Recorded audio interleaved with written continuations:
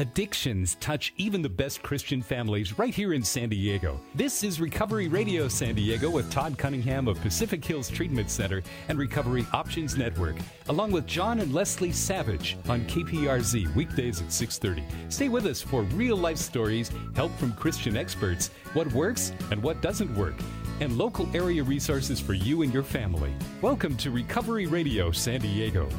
Good evening. You're listening to 1210 a.m. KPRZ. This is a radio program about addictions and self-destructive behaviors and God's gift of recovery.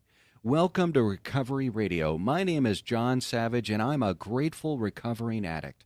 I'm one of 3 members of this new local radio ministry. Recovery Radio is a daily program that's heard Monday through Friday at this time, and its sole mission is to assist addicts and their families by providing local professional resources to get them the help they need so you can live a healthy and productive life. I believe that man's chief end is to glorify God and enjoy Him forever. And to do that, you must be sober and surrender from your addictions and destructive behaviors. Seek His forgiveness and acknowledge what Christ did for you on the cross. And from there, that's where my freedom began. Others involved in this ministry are my wife, Leslie, who throughout my period of drug abuse and now through my recovery journey has stuck by me, and I'm very thankful to her for that. And our third partner in this program is Todd Cunningham. Todd's role with Recovery Radio is to work with those families seeking to change their lives through recovery. Todd runs a group called Recovery Options.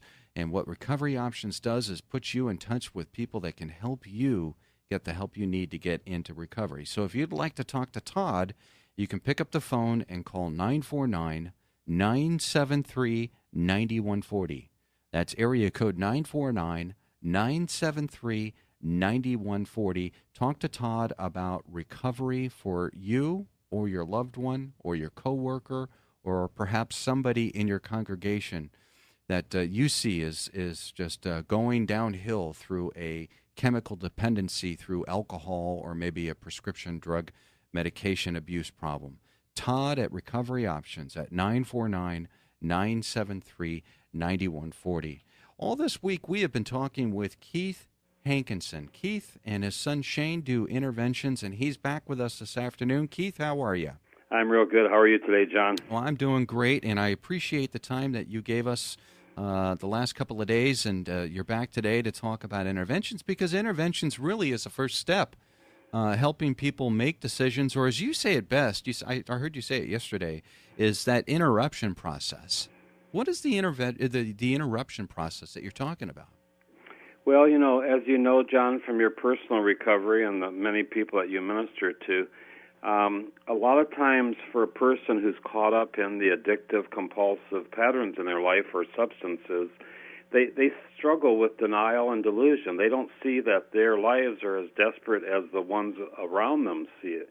And so sometimes there's a moment of clarity. Sometimes the light bulb goes on, but to shelter themselves from the shame and the pain and the embarrassment, the brain has a mechanism of just shutting off the painful, shameful areas of the addiction and just tries to remember the good times with getting drunk or the good times with using the drugs.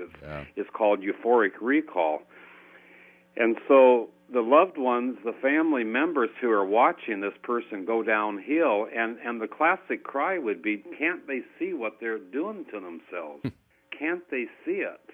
And it's so frustrating for loved ones. It's so agonizing. But the reality is oftentimes they do not see the reality of their lives, that they're going downhill as fast as they are. And so modern intervention is a process of interrupting and changing the direction in which that person is going. And so what my son and I do, John, is we cover all 50 states. We have been doing this for a lot of years. We've done, I think, well over 1,200 interventions.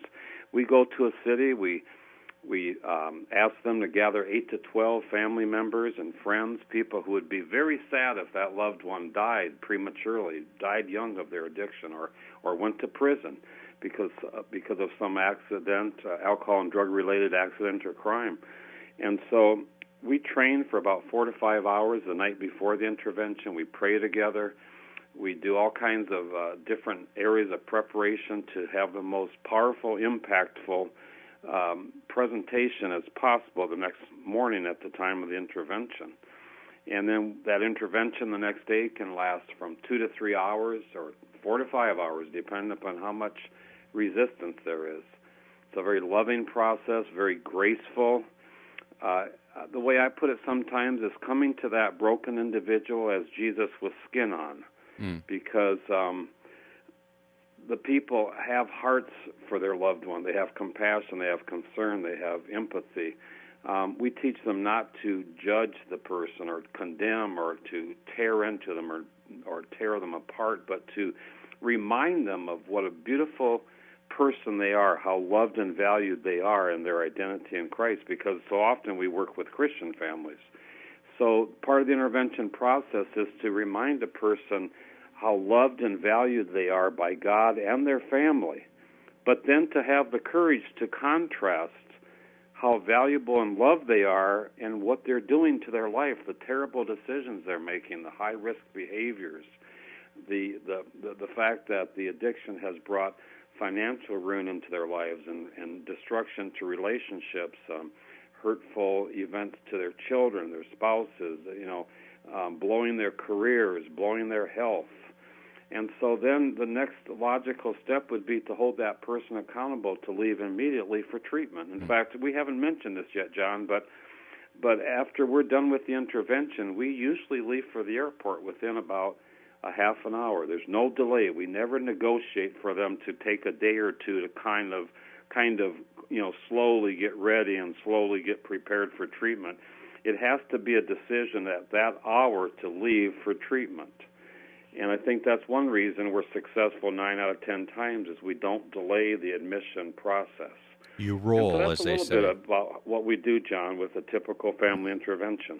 Yeah, I agree, because, when you need to go, you need to go, so you roll, because if you would have given me any time while I was in my addiction to go back and use for the last time or whatever. Isn't that the truth? And just think of the graves that you and I could visit with family members across the country of loved ones who thought they would have their last binge, their last big party before quitting and receiving treatment. Yeah. And they never woke up. They never survived it. I think there are a lot of people out there listening to this radio program that really want to do something for, their loved one or maybe somebody they know at church or they work with, but it's the holidays.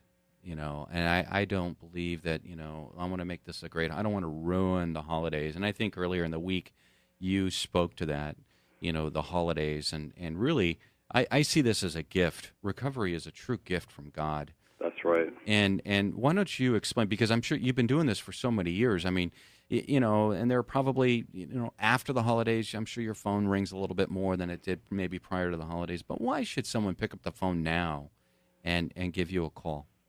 Well, see, the crazy thing about this is that, in fact, the insanity of it is that most Christmases are ruined because of the addicted individual's life being out of control. Yeah. And so to think that, we don't want to ruin Christmas by doing an intervention, well, see, it might be the first peaceful Christmas that both the addict has had and the family has had for a long time. And plus, there's never a good time to stop a destructive life out of control and to stop high-risk behaviors. There's never a good time to just leave your life and to carve out a month of your life to seek treatment. And so I don't really think it matters what time of the year, what holiday. Today is the day. The Bible has a lot of interesting todays, doesn't it, John? Today is the day of salvation. Today, the children of Israel are to march around Jericho 7 times. Today is the day to get inside of the ark. Today, Zacchaeus, I'm going to your house for a meal.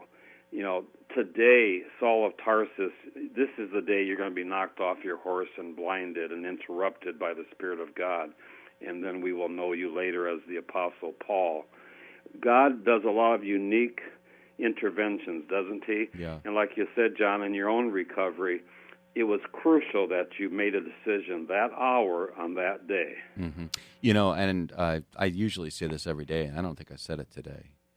That day for me was in jail, but Sure. I was in a jail in a different country. I was in Mexico when my day came, and I met God there. And, you know, I knew God, but I really, you know, He intervened in my life that day. And how does someone get a hold of you? If you want to make it today, you could pick up the phone and you can actually talk to Keith. How do they get a hold of you? Yes, John, we're based out of Atlanta, Georgia. Like I said earlier, we can go any place in this United States to help a family. We cover all 50 states. Our Atlanta office is 770-207-5881. Again, that's 770-207-5881 for Hankinson Intervention. You know, for the last few days, we've been talking about the process of intervention, and you describe it so well. But let's talk a little bit more about, you know, the emotional and spiritual benefits of someone going into an inpatient treatment facility. Well, I first of all, when an adult enters a 30-day treatment program, they're afraid. I've never helped an individual get into treatment yet that was not afraid. They're afraid to do life without their drugs and alcohol. They're afraid to do life with their alcohol and drugs. There's so much fear because of the way they've been living and the high-risk behaviors. And so, first of all, one of the emotional benefits is just on the way to treatment to help a person celebrate in the good decision that they made, no matter how fearful they are of the unknown. They don't know what their roommate's going to be like. They don't know what their counselor is going to be like or the other clients in the program. It's an unknown city, perhaps, or an unknown thing in their life. They've never been into treatment before. When they get there, the other clients, they knew what it was like to be the new kid on the block. They're friendly. They come up, they introduce themselves. They help them feel more than welcomed into that family of clients that are working to rebuild their lives.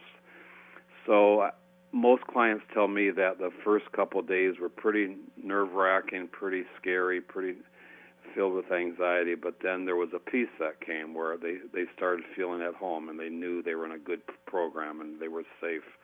And they started to, a flicker of hope began to, the light began to burn of a flicker of hope that they could learn to live alcohol and drug-free, that God might rebuild their life, that this might be a key counselor or a key roommate, or this could be the program that could set them free. And so, for one thing, because they're not using alcohol and drugs, their emotional life has a way of starting to grow again and to become or actually start healing. Because as you know, when a person's medicating with alcohol and drugs, it kills the spiritual life in their soul. It kills the emotional life of them as a human. They become a using machine. They have medicated their emotions for so long that perhaps the only primary emotion they can deal with is rage. And now they're weeping and they're feeling vulnerable and they're feeling, supported and loved, and they can actually have some fun in treatment. People tell me that, hey, yeah, maybe 90% is work, but when we're having fun, it's real, genuine fun. And they can laugh again in a non-chemically induced way. You know what I'm saying? Oh, yeah. They can have a good time with other people without being drunk or without being high. That's some of the emotional repair that starts to happen. Now, there is a relationship that the patient has with the therapist when they're in recovery. Why is that so valuable? Well, one thing, in most modern treatment centers, most of the therapy is done within the context of group therapy, but certainly they do have an individual counselor also. Mm-hmm. And the individual counselor is important because that's the person you're going to perhaps share the most intimate details of your drug-damaged life or your alcohol-damaged life. You're going to share some things there that you're not going to feel comfortable sharing in a group of 7 or 8 people. So the trust starts to build. You bond with that person. Most alcohol and drug counselors who are working in treatment centers, they love people or they wouldn't be there. So many of them are in recovery themselves, and they know what those first brutal weeks felt like in early recovery. And so most of them, God uses them in a wonderful way to help a person settle down and have their anxieties eased and relieved. And so I think when a vulnerable adult is feeling scared like that counselor is a key person. That man or woman of God has an opportunity to, again, being Jesus with skin on, like I had mentioned, earlier, where they can really minister the love of God, the grace and the mercy of God. They can speak truth into that client's life in a way that's unique, even from the group experience, the group therapy experience. And addicts have been lying to themselves for so long that, to me, when you have a good, solid man or woman of God speaking truth into your life, it feels like water to a thirsty soul, where the words that you're not a loser, you're not bad, you haven't gone down so low that God still doesn't love you. There is hope for your marriage. There is hope to reclaim a relationship with that little son or little daughter. You might not lose your family because you're in treatment now. You might not have to go to prison or jail because you chose treatment. There is forgiveness. On and on, the messages of hope, the messages of truth. When a person can speak that into a person's life, it's healing to their soul. And so, yes, that relationship between counselor and client is so important. You're listening to 1210 AM KPRZ. This is Recovery Radio, a program devoted every day to talking about the addictions that are out there, but more importantly, God's plan for recovery. And on the phone with me this afternoon is Keith Hankinson, and he and his son Shane have been doing interventions, which is really the first step for somebody that is at their wit's end. Is that the right to say it? They just don't know what to do. That's right. They've had their own interventions within their family, and they may have failed at getting them into treatment. And this is where the services of that you and your son do is to do it in a more professional manner. And that is, you'll come into the scene and take charge and work with the client to get them in the treatment. You've seen the TV show Intervention out there, and I'm sure you have. It's Yep. on A&E. It's a very successful television show. Do the interventions kind of go down that way? I mean, what you see on TV, or is that a little bit more glorified? Well, John, it's reality TV. I'm very thankful for that program. I think it has blessed families. I think it has spoken truth and given permission to families all across America to not passively sit by any longer, but to be very proactive and demonstrating a courageous love to interrupt, or intervene in their loved one's life to prevent early death or imprisonment. But to get to your specific question, what I believe is that it doesn't give a full picture of how warm and loving and tremendous, life-changing an intervention can be. It has limited time on that program, and so you're seeing little snippets of interventions. You're seeing little sound bites. You're seeing maybe 4 or 5 minutes within a context that was 2 hours or 3 hours of just wonderful healing words and letters and tears. And so the show doesn't necessarily show, in my opinion, how absolutely wonderful and powerful an intervention is, but it certainly does a good job. And I'm grateful that the program's out there, and I respect the people who have put it together and respect the interventionists that take part in that show. It certainly has helped my ministry, John, because it has made family intervention a household concept. Yeah. It has taken the mystique away from it and the shame and embarrassment.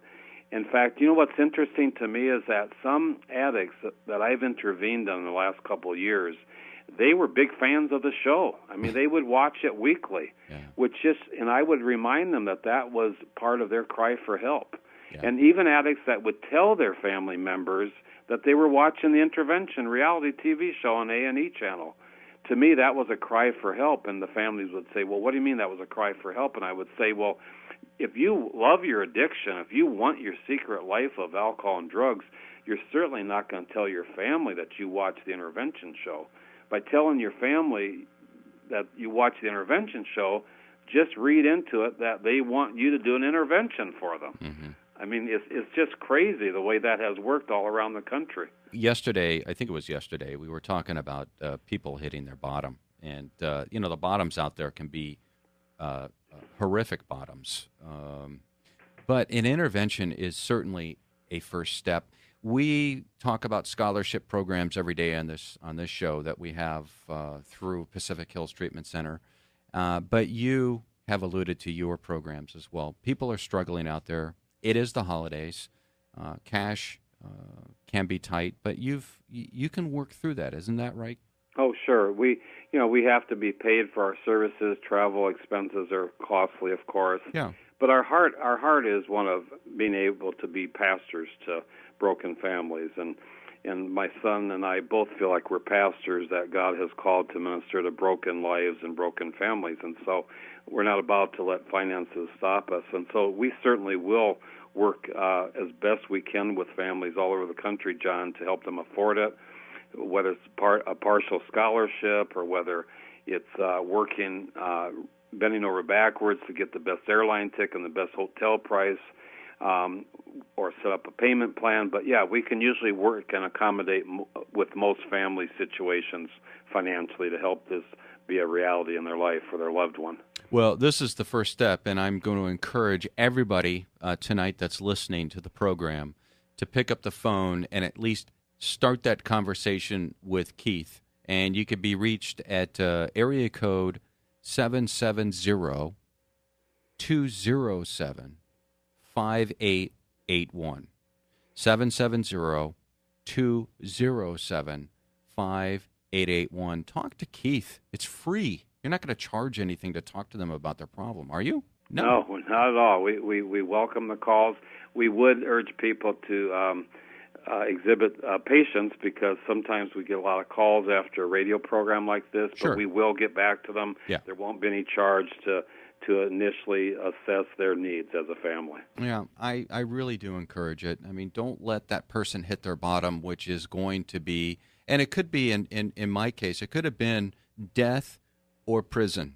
And fortunately, God intervened at just the right time. But bottoms are there, but you have a way of lowering that bottom, raise the bottom. Modern intervention does raise the bottom of awareness. It helps a person hit bottom gently, within control, within the loving environment of family and friends that are not going to let go and not let anything tragic happen. So just the intervention process brings them back into reality in a very big, shocking way, and yet it doesn't leave them hanging, because there's help immediately. There's inpatient treatment ready right away the same day of the intervention.